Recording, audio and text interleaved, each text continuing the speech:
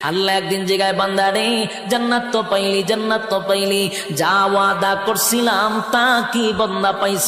জান্নাতীরা বলেন মালিক দুনিয়ার জমিনে আপনি আমাদেরকে যেভাবে বলছিলেন কোরআনে পাইছি 3 ভাগের 1 ভাগ, জুরানে আপনি 2 ভাগের আলোচনা করছেন, জান্নাতে আমরা আয়েশা দেখি 97 গুণ আমাদেরকে বেশি দিছে। এবার জান্নাতীর আল্লাহর কাছে একটা দরখাস্ত পাঠাবে, মালিক আমরা জান্নাতের ভিতরে গুইরা গুইরা সব নিয়ামত দেখলাম, কিন্তু দুনিয়ার জমিনে আমরা অনেক বন্ধু বান্ধব ছিল যাদের সঙ্গে ব্যবসা করতাম, যাদের সঙ্গে চাকরি করতাম, যাদের সঙ্গে খেলাধুলা করতাম, যাদের সঙ্গে আড্ডা মারতাম, আমি জান্নাত পাইলাম কিন্তু আমার বন্ধুরে গোটা জান্নাত বললাম পাইলাম না। আল্লাহ বলে বান্দারে আরামে আছো ঠিক নই তাহা আরেকজনের খবর লস পাল্লায় কই জাহান্নাম কই আমি একটু দেখতাম, আল্লাহ কই আরামে আছো ইদার থাক।